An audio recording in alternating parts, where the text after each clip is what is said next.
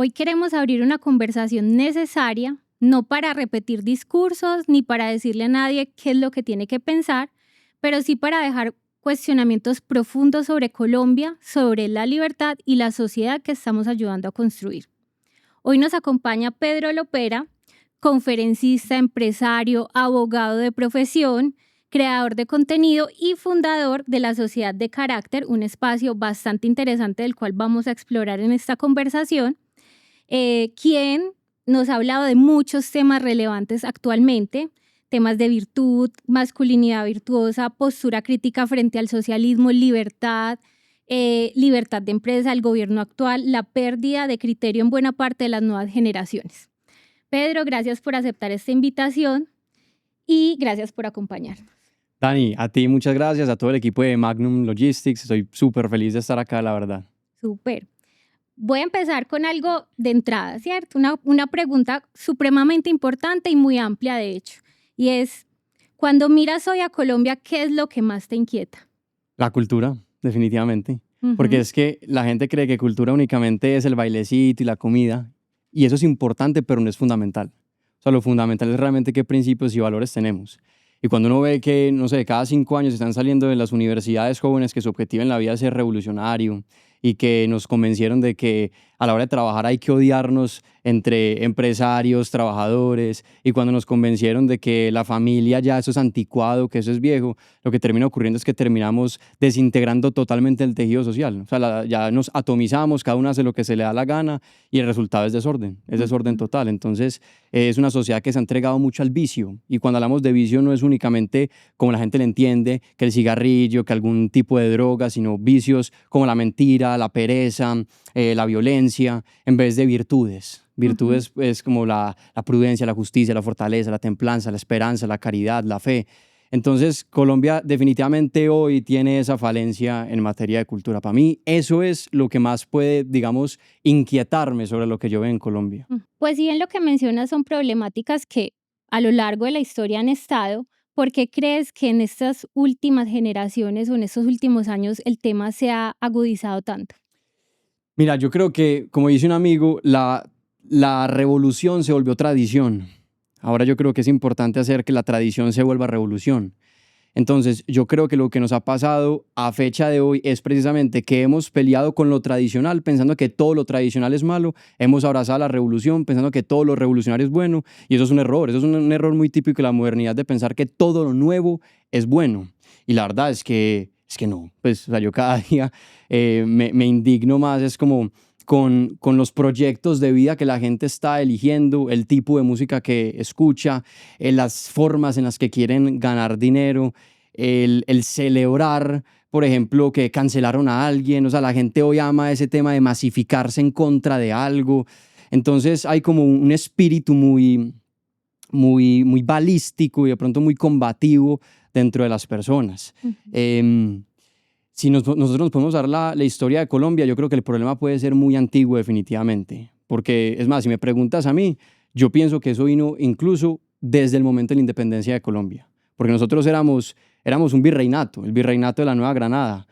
Compartíamos la misma bandera con los que hoy son Argentina, los que hoy son Chile, los que hoy son España, pero llegaron varios personajes y dijeron, no, vamos a independizarnos. Entonces, entre nosotros terminamos peleando. Algunos querían independencia, otros no. Desde ahí ya estamos hablando que el proyecto país nació con 2 visiones diferentes. Luego empezamos a ver toda una historia en donde el libertador Simón Bolívar, que fue el que nos dijo, hey, yo los voy a liberar de la tiranía, esos eran sus argumentos, terminó asesinando a José María Córdoba, que fue el libertador de Antioquia, terminó expulsando de Colombia a Santander. Entonces ahora, si el que nos prometió libertad terminó comportándose tiránicamente, nuevamente volvemos a tener como un fraccionamiento a nivel interno como sociedad. Y después tenemos toda una historia en donde tenemos luchas entre el Partido Liberal y el Partido Conservador. Y después empezamos a ver que ya la lucha no es solo en lo político, sino también en lo extrapolítico. Entonces aparece que las guerrillas y después los paramilitares. Y terminamos llegando a un punto en donde la sociedad no ha logrado encontrar una bandera común, no ha logrado encontrar un proyecto común, como por ejemplo decía Álvaro Gómez Hurtado, todo ese tema de un acuerdo sobre lo fundamental. Nosotros carecemos de ese acuerdo sobre lo fundamental. Entonces, cuando uno tiene dos visiones tan diferentes dentro de un país, es muy normal que el resultado termine siendo esa constante confrontación. Y bueno, eso agota el alma a las personas. Total. Y de todas formas, digamos que lo que tú mencionas de la historia es bastante particular porque lo que nos cuentan día a día sobre Simón Bolívar y su historia, pues tiene muchos matices y muchas versiones. Y para no entrar directamente en política, pero sí en lo que afecta hoy actualmente la cultura también de nuestro país, ¿cómo crees que ha usado el actual gobierno ese discurso sobre la historia? Porque muchas veces vemos alocuciones donde siempre están mencionando Simón Bolívar, cómo fue su historia y cuentan una versión totalmente diferente. ¿Qué crees que en esos discursos o cómo crees que esos discursos han permeado la sociedad y han llegado a generar muchas de las problemáticas que tú mencionas? Listo, mira, yo creo lo siguiente. En primer lugar, se ha vuelto muy común que los políticos adopten banderas con las que todo el mundo está de acuerdo. Entonces, por ejemplo, llegan y te hablan de dignidad, te hablan de derechos humanos, te hablan de libertad, te hablan de igualdad. O sea, te dicen, vamos a garantizar la dignidad, los derechos humanos, la libertad. Y dime, ¿quién abiertamente sale a marchar en contra de derechos humanos? Nadie. ¿Quién abiertamente dice, sí, yo estoy en contra de la libertad de las personas? Absolutamente nadie. Entonces los políticos lo que hacen es eso, coger banderas que le suenan bien a absolutamente todo el mundo. Entonces, primero, es una característica discursiva que los beneficia mucho para ganar elecciones. Yo creo que de pronto la segunda característica es que nosotros cuando vemos la historia somos tan egocéntricos al ver la historia que siempre analizamos desde la perspectiva del héroe o de la víctima, pero nunca el victimario. Me explico. Cuando la gente ve la Alemania nazi, siempre dice, sí, si yo hubiera estado ahí, me hubieran perseguido porque yo me hubiera puesto al nazismo. Otros dicen, no, yo definitivamente hubiera combatido al nazismo. Otros dicen, no, yo definitivamente, aunque me hubiera pasado tal cosa, no hubiera estado con el nazismo.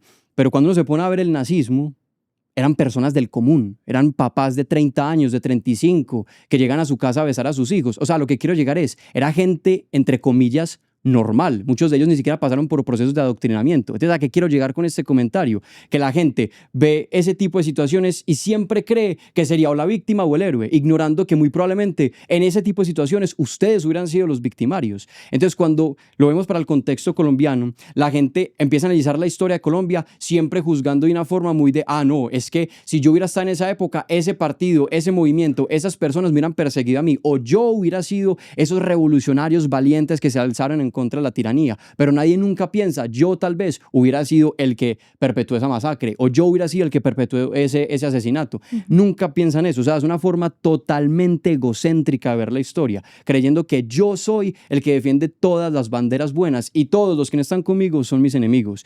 En el libro Rebelión en la Granja, por ejemplo, de George Orwell, se grafica muy bien el discurso que utilizan sobre todo los gobiernos de izquierda para engañar a las personas. Entonces, en primer lugar, te hacen creer que vives en un caos. En segundo lugar, te dicen, ese caos puede cambiarse y puedes vivir con libertad, con igualdad, con esperanza, con dignidad humana, con derechos maravillosos. Entonces, crean esperanza. Número 3, te muestran un enemigo. Te dicen, hay un enemigo y tenemos que unirnos en contra de ese enemigo. Número 4, te dan una solución simplista. Te dicen, todos tus problemas se van a acabar cuando acabes con ese enemigo. Y número 5, como ya separaste el ellos y el nosotros, fortaleces el nosotros. Entonces, toda esa sensación de todo el que esté con nosotros es amigo, el que no esté con nosotros es enemigo. Ese discurso lo repiten una y otra y otra y otra y otra y otra vez. Entonces, uno lo ve, por ejemplo, con el movimiento comunista. Entonces, son la burguesía contra el proletariado, perdón. Uno lo ve acá en Colombia. Entonces, uribismo versus petrismo. Entonces, siempre, petrismo versus uribismo. Entonces, siempre ese es el enemigo, con ese hay que acabar. Y bueno, yo creo que pues así es básicamente como manejan el discurso, un discurso simplista, pero que a lo largo de la historia les ha funcionado 1000 veces para ganar elecciones. Básicamente cierro esta sección con una idea que tú nos compartes y es todos los relatos históricos, todos los relatos de nuestros gobernantes de turno, vale la pena cuestionarlos, vale la pena indagar y no sencillamente asumir que lo que nos están diciendo es real, porque básicamente es lo que estamos normalizando. Entonces, generamos un resentimiento histórico que no sabemos si es así o no es así. Nos quitamos totalmente la responsabilidad histórica también de esos relatos y empezamos con un discurso de enemigos, de héroes y enemigos, ¿cierto? De héroes y villanos, donde siempre vamos a pertenecer al lado bueno sin mayor profundidad. Así es.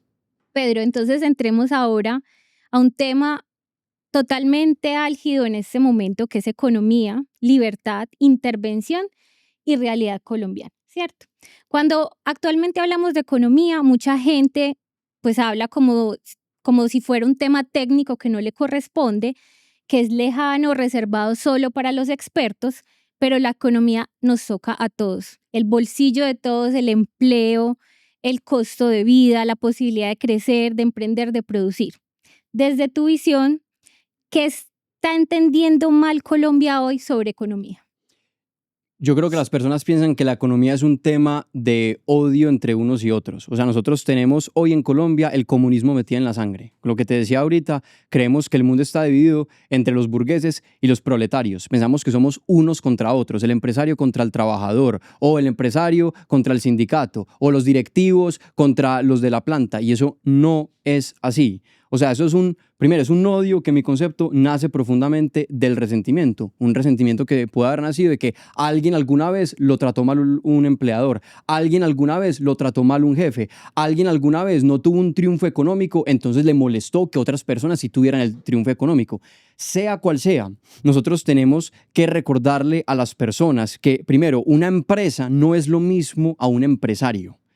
O sea, la empresa está compuesta de empresarios y también de empleados, de trabajadores de absolutamente todos los niveles. Como la gente tiene esta confusión y como tiene el comunismo metido en la sangre, entonces empieza a odiar al empresario y como cree que empresario y empresa son lo mismo, termina odiando a las empresas. Entonces no le importa que las empresas sean afectadas, no le importa que pierdan plata, no le importa que despidan gente, no le importa que les pongan más regulaciones, más impuestos, que las cierren, que les desprotejan la seguridad haciendo que sea imposible transportar cosas, por ejemplo. No les importa, sin darse cuenta que están avalando, aceptando, aplaudiendo el odio y la destrucción de esa institución donde ellos están siendo incluidos. Las empresas terminan siendo algo muy bonito porque es el lugar donde la gente pone su honra en juego. Es como yo estoy demostrando quién soy, estoy poniendo mi nombre en juego y puede que si hago las cosas mal, yo quede mal. Estoy poniendo mi plata en juego, mi tiempo en juego y vamos a hacer esta actividad de lo mejor posible para poder servir a otras personas. Entonces, para mí no es coincidencia que los países que son receptores de inmigrantes en todo el mundo son precisamente los países donde más se ha permitido que se construya empresa y se trabaje y se cree, o sea, donde hay una apertura al ingenio humano.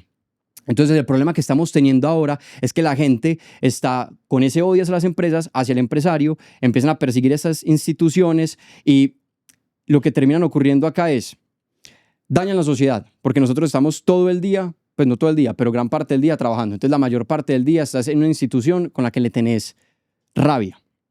En segundo lugar, como le tenemos rabia a que la gente crezca económicamente, estamos incluso quitándole el derecho a las personas a poder disfrutar del fruto de su trabajo. Entonces, por ejemplo, en una encíclica del Vaticano que se llama Rerum Novarum, hay una parte en la que hacen referencia a que cuando nosotros no permitimos que una persona se enriquezca, por ejemplo, para conseguir una finca, es como que le estuviéramos también prohibiendo tener su propio salario. O sea, porque dicen lo siguiente, la finca es la consecuencia del ahorro. Entonces, ese es el salario revestido de una nueva forma. Entonces nosotros tenemos que permitir a las personas poder tener su propiedad privada, poder tener su riqueza. Eso sí, es muy importante que los empresarios colombianos sepan y entiendan que es absolutamente necesario construir un relato en el que las personas puedan encontrar el valor de la empresa. O sea, los números no son suficientes. Y para esto es importante que el empresario, como decía Enrique Shaw, sea Cristo en la empresa. O sea, uno tiene que ser el primero que abrace, el primero que sonría, el primero que dé la mano, el primero que trate bien a las personas, el primero que trabaje bien y enseñe a trabajar. Si el empresario hace eso, en mi concepto, es imposible que la gente termine odiando a las empresas. Creo que era San José María, que él decía algo similar a que si nosotros trabajábamos bien, si nosotros santificábamos el trabajo, si nosotros teníamos buenos empresarios, acabábamos la pobreza. 100%. Entonces, Yo creo que esos son algunos factores que estamos ignorando hoy en la economía. Eso que tú mencionas hace clic completamente con lo que yo conozco desde la compañía, con esa visión de empresa, porque siempre lo hemos venido viendo no solo como algo productivo económicamente, sino como un tejido social. En definitiva, es el lugar donde no solo hay personas trabajando, sino es un núcleo donde esa persona tiene todo un núcleo familiar y social al que impacta con esa remuneración que obtiene. Entonces, finalmente, desde nuestra compañía hace totalmente sentido lo que nos dices, porque definitivamente uno sí ve la diferencia entre una persona que está involucrada en el trabajo, a la cual se le da ese valor de su familia, ese valor de esa capacidad donde se prueba, porque definitivamente es un entorno donde nadie le regala nada, uno tiene que probarse con sus propias capacidades y por eso no es por nada que dicen que es la realización del hombre, porque definitivamente a uno lo realiza, que no es su familia quien valida sus capacidades, que no es alguien que te quiere, es otra persona totalmente ajena a ti que valida que tú eres capaz. Entonces es como la verdad absoluta de que yo sí puedo aportar. Y actualmente es satanizado totalmente el empresario. Entendiendo eso, ¿qué le dirías a un joven que hoy piensa en esa postura de el empresario es el enemigo y el Estado es quien me va a dar el bienestar? No, yo creo que esa postura es una postura depresiva. Pues en esa postura no se construye proyecto de vida. O sea, es muy difícil vivir una vida feliz cuando vos estás convencido que el exitoso necesariamente es una persona mala. Es muy difícil uno prosperar económicamente cuando uno está convencido que el que prospera económicamente es malo. O sea, imagínate eso. Si te convenciste que el que prospera económicamente es malo, es una persona mala, automáticamente te estás eliminando de la ecuación para prosperar económicamente, a menos que quieras ser una persona mala. Ujú. Entonces, en mi concepto, es una forma. Por dicho, pensar de esa manera es la fórmula perfecta para rodearte de personas que no te hacen bien, la fórmula perfecta para vivir con rabia y molestia cada vez que vas a trabajar, la fórmula perfecta para mirar con odio a todo el mundo, la fórmula perfecta básicamente para vivir una vida eh, depresiva. Yo creo que esa Ujú. es la palabra. Sin virtud. Sin virtud, una vida depresiva sin virtud. Entonces es muy importante esto. Volviendo, por ejemplo, a San José María, él decía que nosotros tenemos que santificar el trabajo, santificar con el trabajo y santificarnos en el trabajo. O sea, el trabajo termina siendo un lugar en donde nosotros no estamos únicamente creciendo económicamente, sino que también estamos poniendo, como tú lo dijiste, a prueba nuestras habilidades. Estamos demostrando también de que somos capaces. Estamos también aprendiendo a socializar. Estamos también aprendiendo a trabajar con la persona que de pronto no trabaja tan bueno, pero me está enseñando paciencia. O con la persona que es un gran líder y me está enseñando precisamente esos dotes de liderazgo. O sea, es un lugar en donde nosotros terminamos es creciendo también personalmente, siempre y cuando exista la voluntad de hacerlo. Hay personas que creen que simplemente es cuestión de llegar, hacer lo mínimo y recibir la paga. Y el problema con eso es individual. O sea, primero le cae, o sea, la empresa se puede ver afectada, pero el que más sufre es esa persona. Entonces yo creo que nosotros definitivamente estamos hechos para cosas grandes, estamos hechos para la grandeza y tenemos que comportarnos como tal. Eso implica que yo tengo que llegar al trabajo también con una actitud de apertura al reto, apertura a la dificultad. Nosotros hoy somos una sociedad muy cómoda que evita la dificultad a toda hora, pero es que la dificultad a nosotros también nos permite precisamente crecer. O sea, tenemos que ser sometidos a una serie de pruebas para poner a prueba nuestro carácter. Entonces, esa persona que empieza a crecer y que toma también decisiones responsables como tratar bien a sus compañeros, como ser puntual, como dar un poco más de la milla extra, o sea, como quien dice, construir una hoja de vida admirable y que además de eso, con esa paga empieza a ahorrar, empieza a construir, el día de mañana puede construir un patrimonio con el que además puede cuidar de su familia, con el que además puede acceder a mejor educación. Y eso no es simplemente discurso, o sea, esto es una realidad que es incluso matemática. O sea, es casi que imposible que una persona que tome decisiones responsables de forma sostenida a lo largo de los años no vea, así sea, un ligero crecimiento en su calidad de vida y que por lo menos sean sus hijos los que terminen completando ese legado de crecimiento. Total. Bueno, no. Aquí es claro que la economía no es una cuestión solo de libros ni de expertos y que definitivamente también tiene mucho que ver con la cultura, como lo mencionaste inicialmente, porque es cómo afrontamos el concepto y entendemos que somos los responsables directos de esa misma economía, que nadie tiene la obligación de regalarnos, de darnos o de solucionarnos y que la dificultad misma es lo que nos hace desarrollarnos como seres humanos. Para finalizar este segmento, hago una pregunta, digamos que muy puntual sobre gubernamentalmente qué estamos viendo hoy sobre el intervencionismo, sobre cómo se afronta o se toma la empresa en el gobierno actual. ¿Cómo lo ves? Como la gente está convencida, el gobierno está convencido que los empresarios son malos, entonces lo que termina haciendo es exprimiendo a las empresas y pasa algo muy curioso. El que sí está trabajando, que es el empresario junto con el trabajador, eso es la empresa, el que sí está trabajando y produciendo, a ese es el que le está tocando hacer los sacrificios. Mientras que el que no está trabajando ni está produciendo, que es el gobierno, a esos están recibiendo unas cantidades muy jugosas de dinero. Es decir, hoy nosotros estamos premiando a quien no merece ser premiado.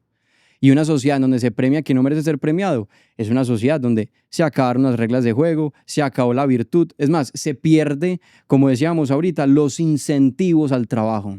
¿Para qué voy a trabajar si el esfuerzo que hago se lo termina llevando un político que en su vida ha puesto un ladrillo, que en su vida ha creado un empleo, que en su vida ha puesto en juego su nombre y que muchas veces opera casi que desde ese mundo oscuro, allá a la sombra, atrás, custodiado por sus compañeros políticos y por sus varones políticos?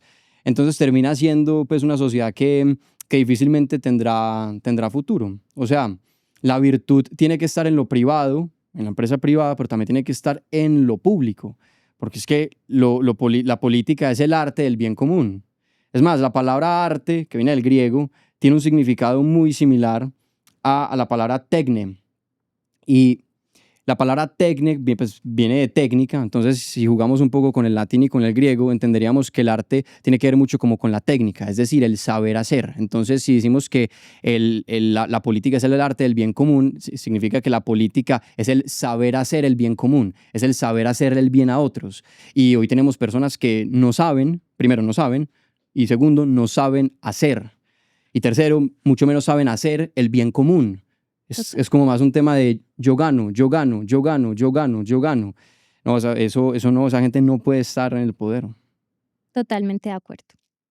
Pasemos a un tema que mucha gente le parece denso hablar y que tampoco la idea es decir vota por este, vota por el otro, pero sí hablemos de política, que finalmente se enlaza con todo lo que venimos hablando, ¿cierto? Muchas veces o actualmente la política se reduce para mucha gente del común en lo que vio en redes sociales, en lo que le sale en el algoritmo, en simpatías personales, en lo que resuena con el resentimiento propio, muchas veces incluso, y olvida que esto permea muchísimos aspectos de nuestra vida. Olvida que la política finalmente permea nuestra economía, nuestra cultura, el poder, las instituciones, los límites de cada uno dentro de la sociedad. ¿Sientes que hoy Colombia tiene un riesgo político importante o lo estamos subestimando? No, claro que tenemos un riesgo político importante.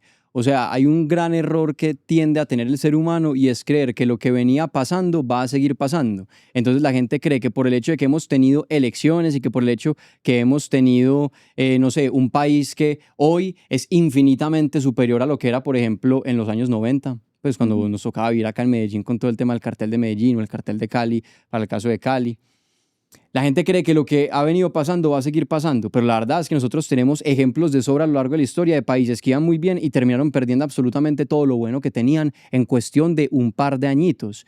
Entonces, pensemos en el caso, pues por ejemplo, de lo que vendría siendo los siguientes países. Venezuela, que ya la gente lo coge de parche. A la gente ya le parece, y otra vez vuelvan a volver a hablar de Venezuela. Hermano, ¿a usted le parece que ahora hay mucho venezolano en Rappi, mucho venezolano que quitándote el trabajo, mucho venezolano que están en Colombia? Nosotros éramos los venezolanos en Colombia, éramos los colombianos los que vivíamos en Venezuela como consecuencia, que éramos un país hiperviolento y Venezuela era un país hiperpróspero. Entonces a nosotros se nos olvida que los roles estaban totalmente invertidos y que Venezuela competía con Estados Unidos para ver quién tenía mejor calidad de vida. Por eso Venezuela se volvió receptor, por ejemplo, de inmigrantes portugueses, italianos, griegos, porque era mejor vivir allá que en Portugal, Italia y Grecia. Entonces Venezuela era un país muy bueno. Las malas decisiones hicieron que hoy tengamos venezolanos repartidos por todo el mundo sin poder disfrutar de su propia patria porque los sacaron de allá.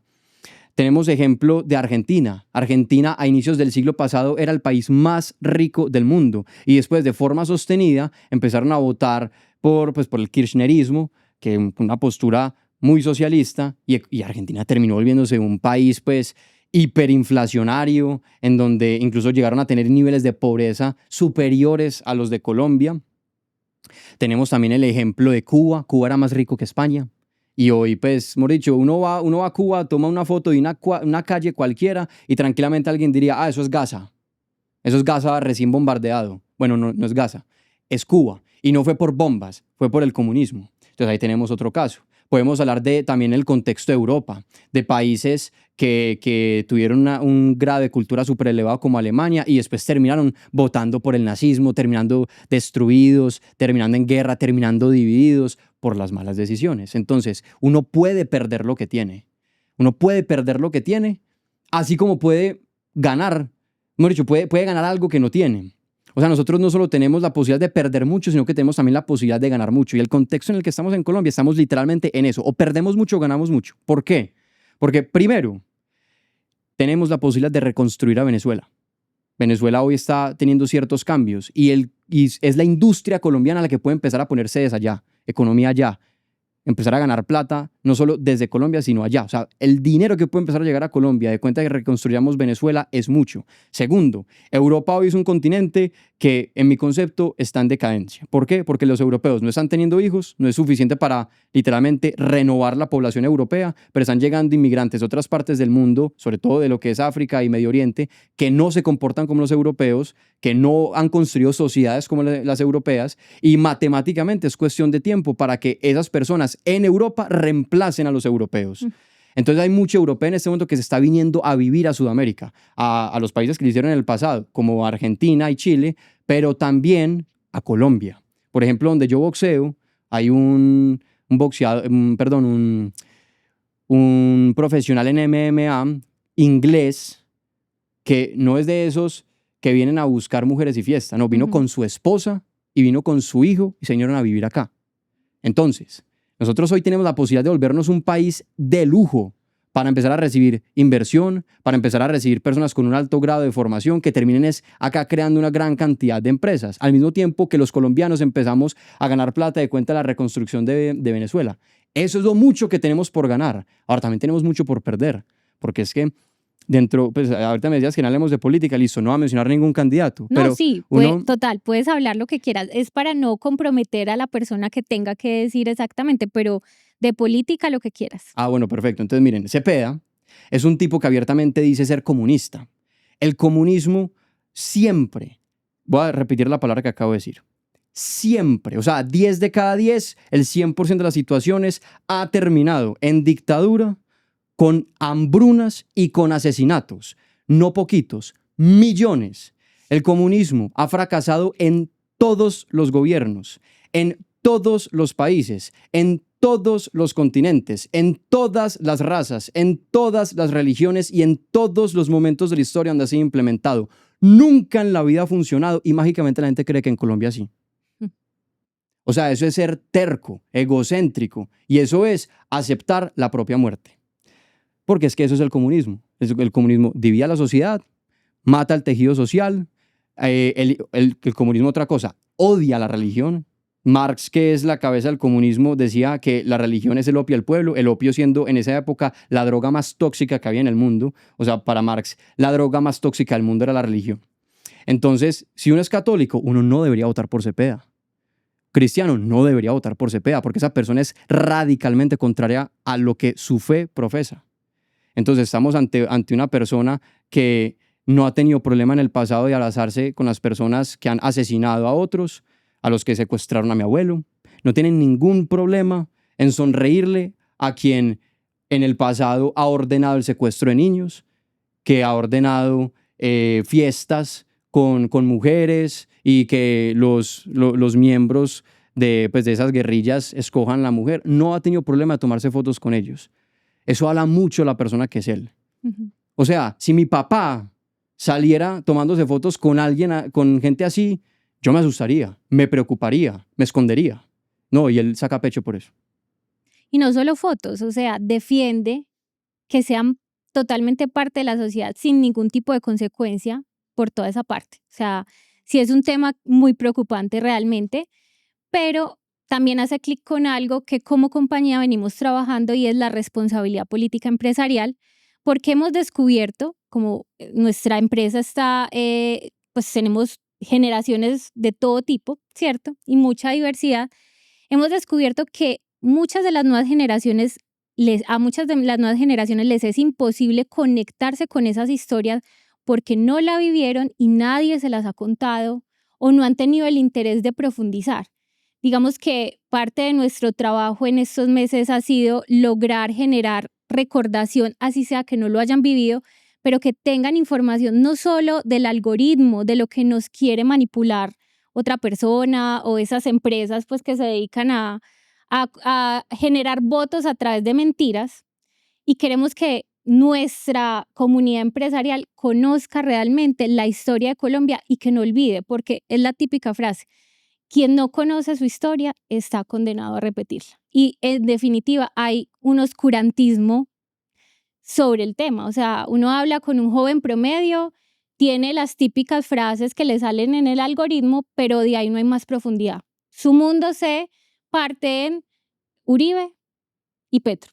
O pues dos ramificaciones que ni siquiera son argumentativas, que no pueden ni siquiera decirte, pero ¿por qué vas a votar por eso? No, porque voy en contra de Uribe o voy en contra del otro. Entonces no hay ese raciocinio que le permita a uno sentirse tranquilo siquiera con esta nueva generación, el cómo va a tomar la decisión de votar. ¿Piensas que entonces estas elecciones son cruciales para lo que se viene para nuestro país? Son totalmente cruciales.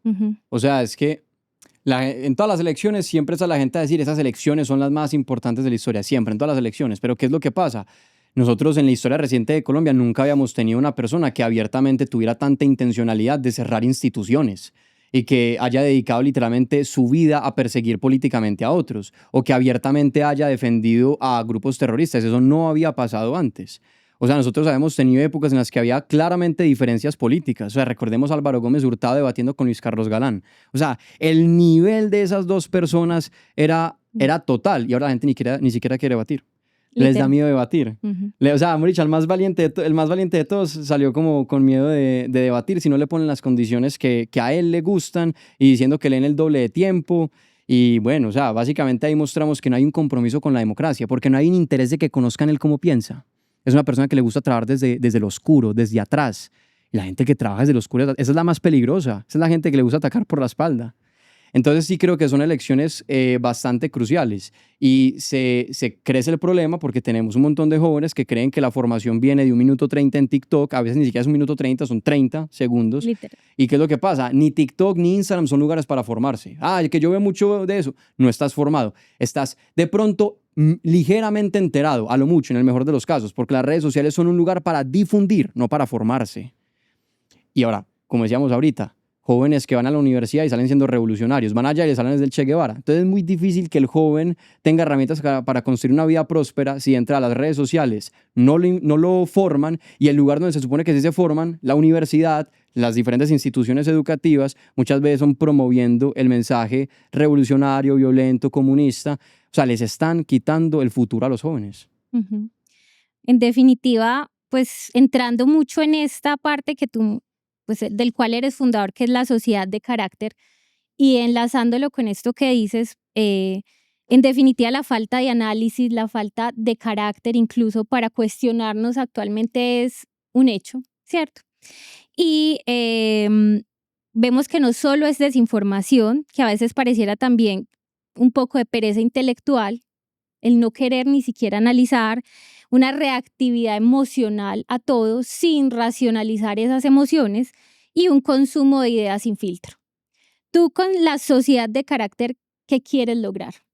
La sociedad de carácter es una institución maravillosa, es una escuela de formación cultural. Nosotros, como decíamos al principio del podcast, tenemos que notar que la cultura no es simplemente el plato de comida y los bailes. O sea, la cultura va mucho más allá, es realmente la gente que piensa. O, por ejemplo, cultura es que en Europa sean cristianos y que en Irán sean musulmanes. Cultura es que hables español o que hables, no sé, mandarín. Cultura es el tipo de valores que tienes. Cultura es que no te quieras casar y cultura es que te quieras casar.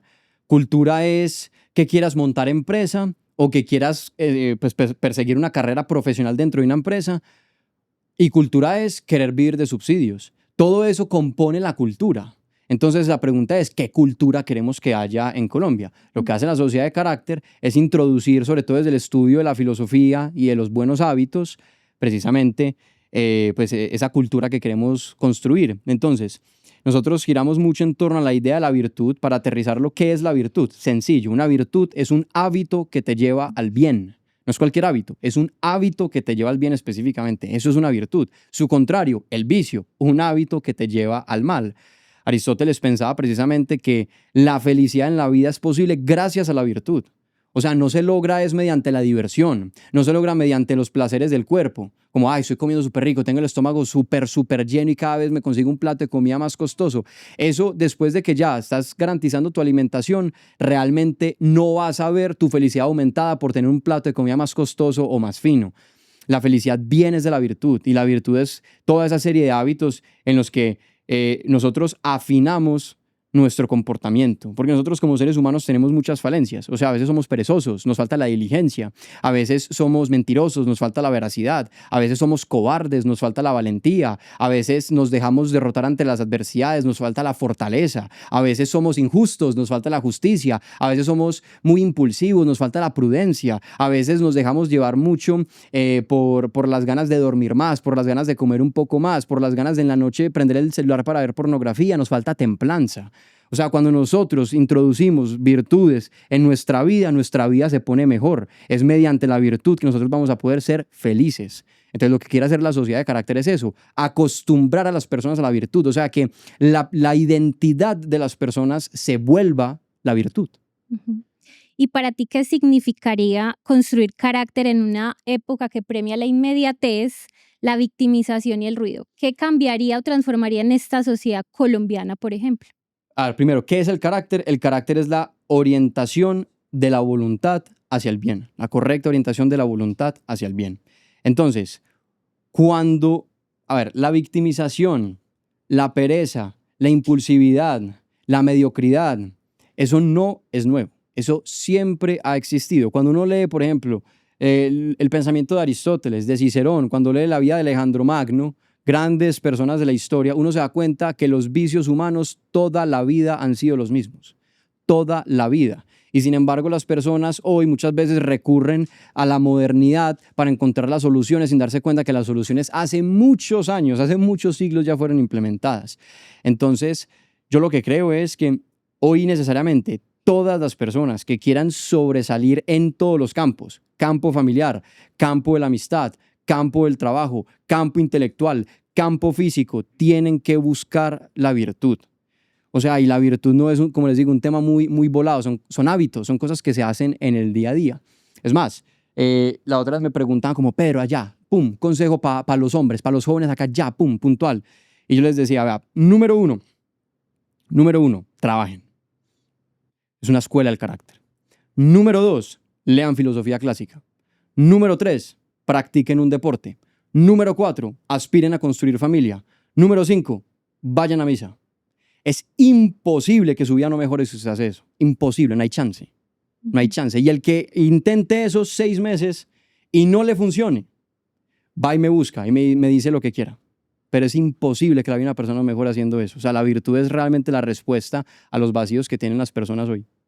¿Qué le responderías a un joven que piense que tu pensamiento es anticuado y que considere que no es la única forma en la que uno puede llegar a esa virtud dentro de, no sé, otros estilos de vida? Porque hoy en día nos enfrentamos pues a muchos estilos y a muchas diferencias y corrientes de pensamiento, pero definitivamente hablar de esta tradición que tú estás mencionando se ha vuelto hasta controversial. O sea, es controversial actualmente.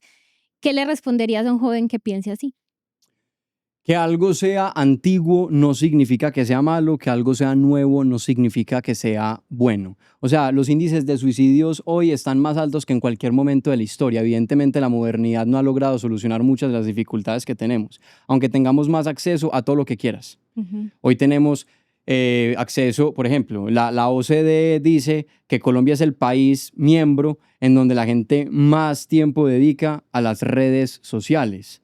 Entonces uno dice, a ver, si usted tiene acceso a redes sociales, porque usted tiene dos cosas, dispositivo e internet. Y si usted pudiendo hacer eso, o sea, pudiendo usar el dispositivo del internet para estudiar, para aprender un idioma, para aprender una nueva habilidad, para crear un negocio, o sea, para formarse, pues no le está haciendo y lo que termina haciendo es redes sociales, pues evidentemente, por un lado, es problema tuyo, es error tuyo. Por otro lado, la modernidad te dio herramientas y sin embargo no fueron suficientes. Lo que yo estoy proponiendo cuando hablo de virtud, cuando hablo de estos caminos es, por un lado, estoy recurriendo a los principios que construyeron la civilización más espectacular de la historia, que es la civilización occidental. O sea, a la gente le encanta ir ¿a dónde? A Europa. O sea, la gente no dice qué ganas de vivir en África, o qué ganas de vivir en Medio Oriente, o qué ganas incluso, la gente, por ejemplo, ahora está muy feliz con China porque puede hacer negocios. Y claro, China tiene cosas espectaculares, pero ahora, o sea, históricamente China ha sufrido muchísimo, en más, de cuenta del comunismo. Indochina, la India, o sea, son lugares donde la gente realmente no aspira a vivir. De hecho, es cuestión de ver que son muchos más los indios, los chinos, los africanos, los que se van a vivir a Europa o los que se vienen para América, que los europeos y los americanos que nos vamos a vivir a África, a la India o a China. Eso habla mucho de la calidad de las civilizaciones. Entonces, la civilización occidental, ¿qué es básicamente? Es primero la filosofía griega, segundo el derecho romano, la ley, el orden, los deberes, el cumplimiento, mejor dicho, lo que hizo Roma fue volver ley las virtudes de los griegos.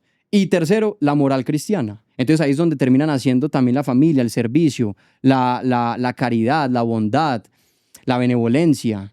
Entonces, es simplemente cuestión de observar la historia, de cuáles son las civilizaciones que han prosperado, cuáles son las civilizaciones que han influido, dónde son los lugares donde la gente quiere vivir, mejor dicho, a qué país queremos parecernos. Eso es solo cuestión de ver que las ideas que estoy compartiendo no me las inventé yo, no son invención mía, no es que Pedro sea un genio, es que observé. Son hechos. Son hechos. Pedro, me genera mucha curiosidad una persona tan joven, con un pensamiento tan claro, con un carácter, virtudes y principios supremamente marcados. ¿Cuál es tu historia? ¿De dónde viene esta versión Pedro Lopera tan claro en lo que dice, en lo que piensa y qué ha generado este movimiento? Para resumirlo, sería así. Yo nací en un hogar afortunadamente tradicional. Digo afortunadamente porque o sea, eso es estadístico, cuando la gente crece sin padre o sin madre presente, hay más dificultades. Y antes es muy valiente la gente que logra salir adelante de las múltiples formas en las que se puede salir adelante viniendo de ese contexto. Entonces, afortunadamente tuve padre y madre presentes, recibí siempre mucho amor y tanto padre como madre me mostraron dos realidades muy distintas del mundo. Porque por un lado tengo mi familia paterna y por otro lado tengo mi familia materna. En mi familia materna tuve un abuelo, que en paz descanse, y gratitud en todo lo que hay que darle gratitud, que igual nos enseñó también lo que hacen las malas decisiones. Terminó siendo una persona muy rica en el departamento de Córdoba, a raíz del alcoholismo se quebró, o sea, tomó mucho, gastó mucho en trago, se quebró, tuvo hijos en otro lugar, a veces fue abusivo con mi abuela, mi mamá a veces tenía que esconderse abajo de la cama cuando él llegaba borracho con rabia. Entonces yo vi qué es lo que pasa en una familia cuando hay un padre que no toma las decisiones totalmente prudentes. Y por otro lado está la familia paterna, que tiene una realidad un poco diferente. Ese fue mi abuelo, que fue secuestrado por la guerrilla, y que vi en ese mundo. Vi a un abuelo que primero, un matrimonio duradero de toda la vida,